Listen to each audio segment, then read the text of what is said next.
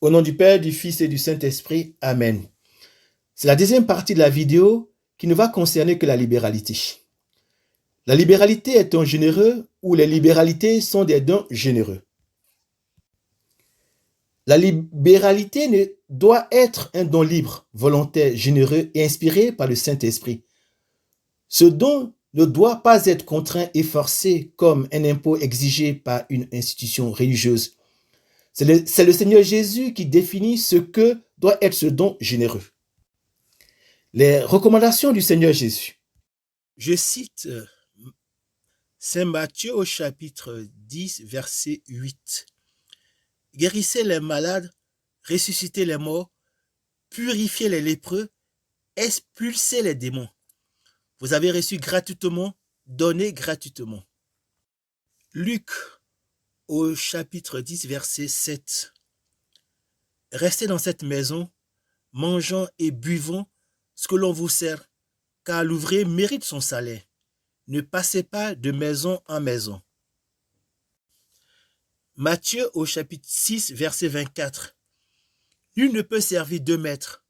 Ou bien il haïra l'un et aimera l'autre, ou bien il s'attachera à l'un et méprisera l'autre. Vous ne pouvez pas servir à la fois Dieu et l'argent.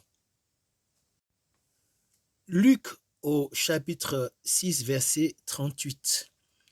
Donnez et l'on vous donnera. C'est une mesure bien pleine, tassée, secouée, débordante qui sera versée dans le pan de votre vêtement. Car la mesure dont vous vous servez pour les autres servira de mesure aussi pour vous. Jean au chapitre 12, verset 8. Des pauvres, vous en aurez toujours avec vous, mais moi, vous ne m'aurez pas toujours. Le Seigneur Jésus a recommandé à ses disciples de donner gratuitement parce qu'ils ont reçu gratuitement. Mais le Seigneur Jésus précise que les missionnaires de l'Évangile doivent recevoir un salaire. Toutefois, le Seigneur Jésus rappelle que l'on ne peut pas servir Dieu et l'argent, afin que le but de la mission d'évangélisation ne soit pas détourné à une quête effrénée d'enrichissement personnel. Par ailleurs, Dieu étant la source de tout bien, la personne qui veut recevoir les biens de Dieu doit aussi donner aux autres. Enfin, le Seigneur Jésus nous apprend qu'il y aura toujours des pauvres avec nous. C'est une façon de nous inviter à être attentifs aux nécessiteux et aux pauvres, afin de les aider dans des œuvres de charité. Mais nos œuvres de charité ne pourront pas éradiquer la pauvreté, mais doivent soutenir et consoler les personnes qui subissent la pauvreté. C'est pour ces raisons que tous les chrétiens doivent pratiquer la libéralité pour les œuvres de Dieu et pour les personnes qui sont dans des besoins matériels. Je ne pense pas que la pratique de la libéralité s'inscrit dans l'évangile de l'abondance et de la prospérité qui promet la richesse et la réussite à tous les chrétiens. Qu'est-ce que la libéralité? Selon le dictionnaire Larousse, la libéralité est une disposition à donner largement ou un acte par lequel quelqu'un procure à autrui un avantage sans contrepartie. En latin, c'est égal à liberalitas, ce qui est générosité, don.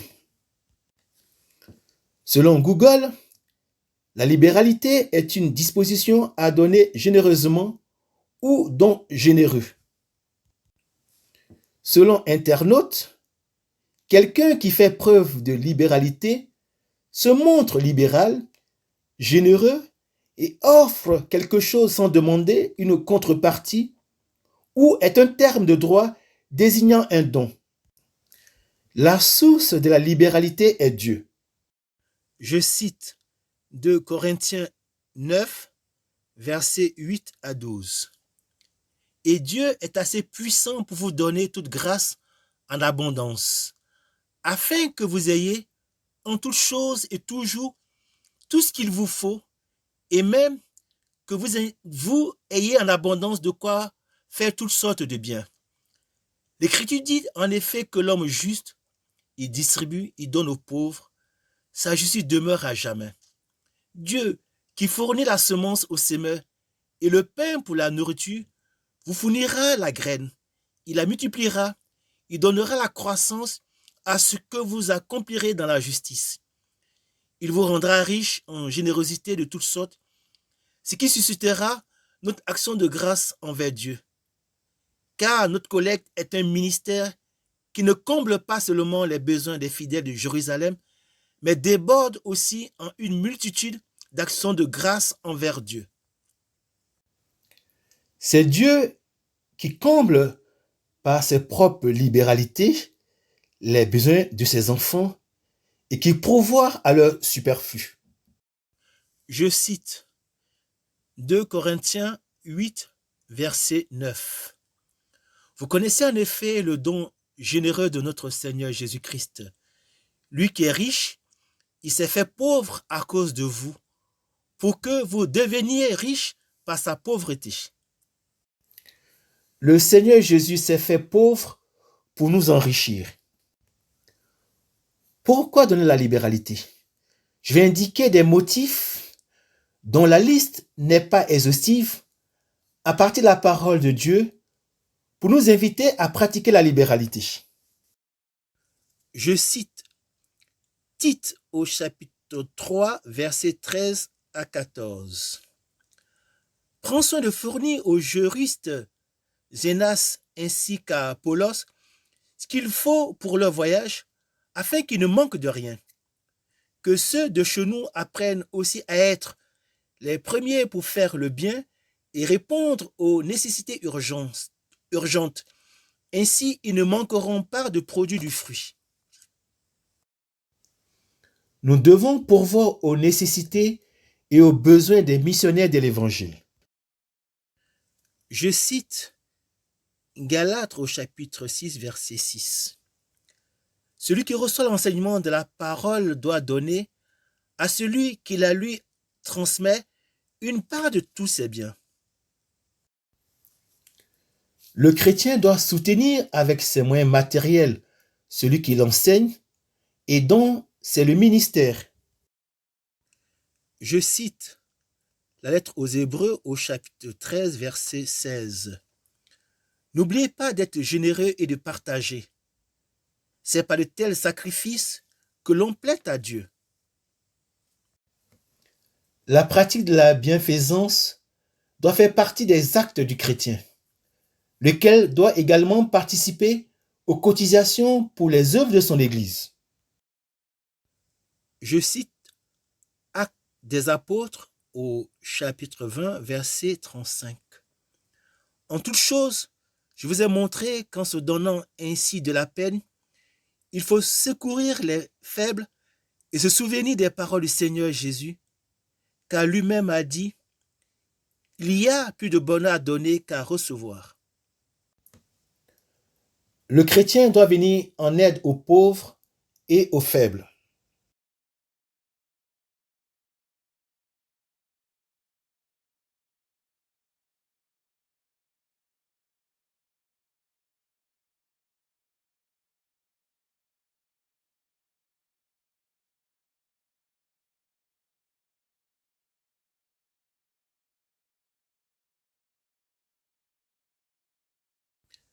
Je cite Jacques au chapitre 2, versets 15 à 16. Supposons qu'un frère ou une sœur n'ait pas de quoi s'habiller, ni de quoi manger tous les jours. Et si l'un de vous leur dit, allez en paix, mettez-vous au chaud et mangez à votre faim, sans leur donner le nécessaire pour vivre, à quoi cela sert-il? C'est la pratique de la charité qui rend notre foi vivante. La personne qui reçoit de Dieu et des autres, mais qui ne donne pas à d'autres, sa foi devient morte. C'est le cas de la mère morte en Israël. Elle reçoit les eaux du Jourdain, mais elle n'alimente aucune autre source d'eau vive et garde tout pour elle. C'est pour cela qu'elle est une mère morte. À qui donner la libéralité? Je vais donner une liste non exhaustive.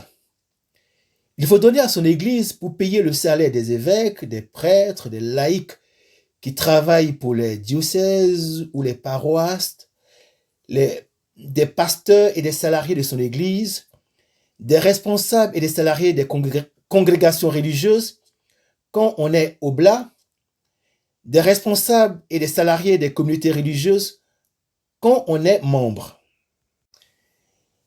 Il faut également donner aux personnes pauvres ou qui sont dans le besoin, aux mendiants, aux œuvres de charité, aux projets de son Église, aux missions d'évangélisation.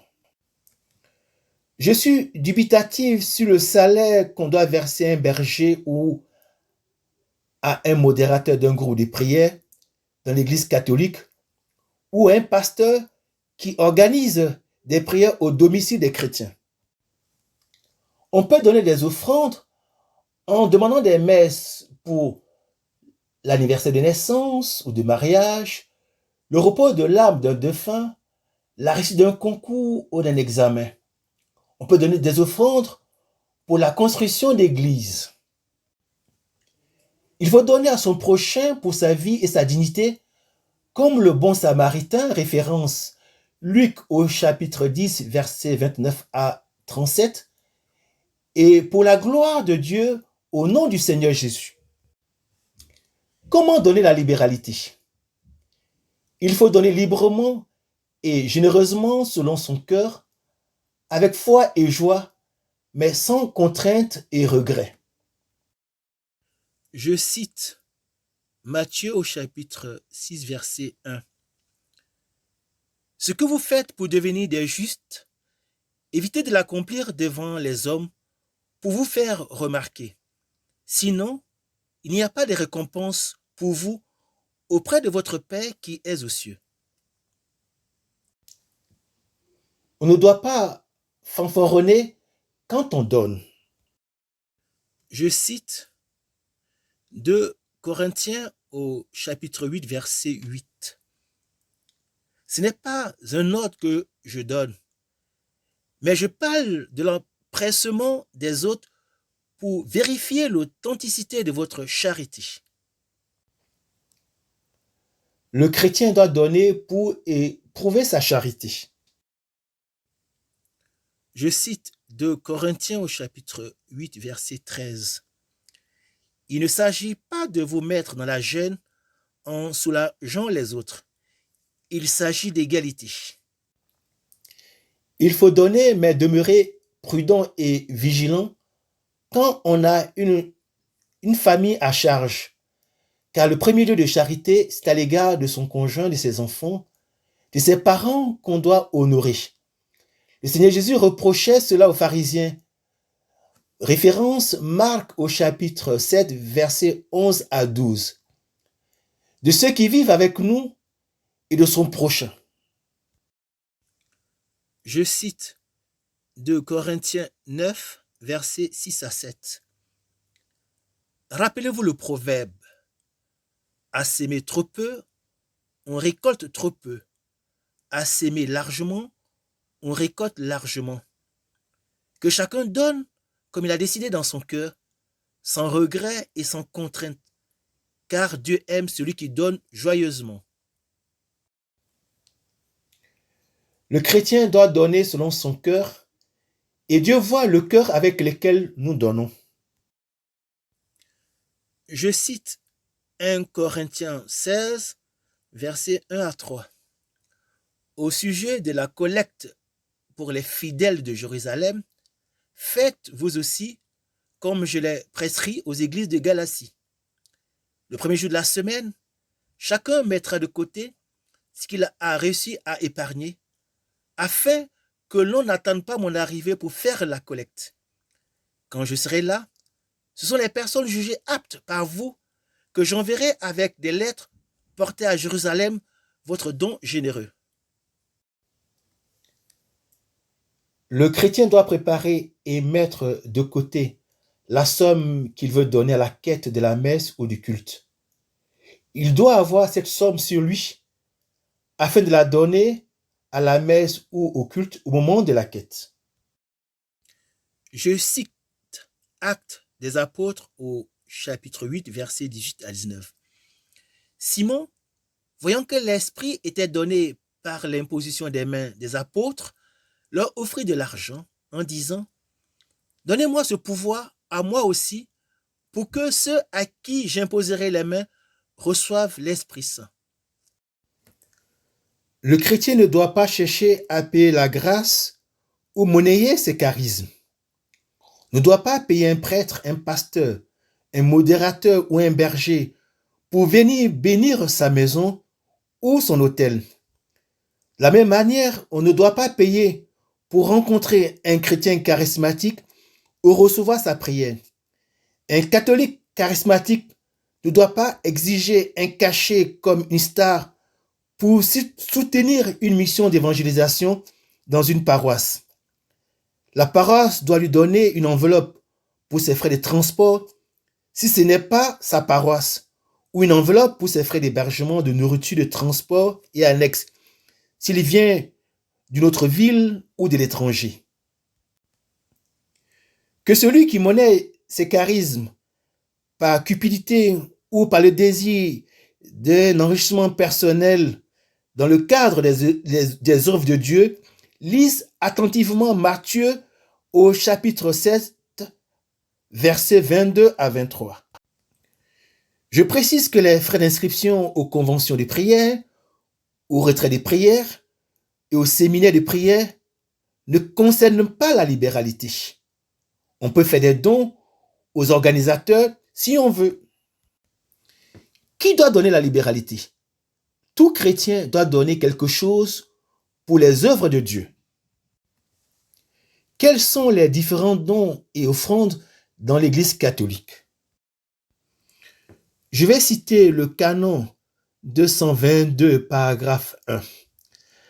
Les fidèles sont tenus par l'obligation de subvenir aux besoins de l'Église afin qu'elle dispose de ce qui est nécessaire au culte divin, aux œuvres d'apostolat et de charité et à l'honnête subsistance de ses ministres. On est passé du denier du clergé au denier du culte pour être maintenant au denier de l'Église. Ce denier sert à payer le salaire des évêques, des prêtres et des laïcs salariés de l'Église. Les autres ressources de l'Église sont les quêtes faites à la messe, les offrandes de cérémonie, notamment le baptême, le mariage et les funérailles, les legs et les donations. Pour conclure, je dirais que l'appartenance à l'Église nous oblige à participer à la vie de cette Église. Nous devons offrir nos personnes, mais contribuer par nos libéralités au traitement de ses ministres et de ses salariés en fonction de nos moyens financiers, sans nous imposer le montant que nous pouvons donner. Nous devons toujours donner nos libéralités selon notre cœur et dans la joie. Nous devons être méfiants et vigilants par rapport à ces faux prophètes, faiseurs de prodiges, qui monnaient le charisme. Le Seigneur Jésus nous prévient dans Matthieu au chapitre 24, verset 24.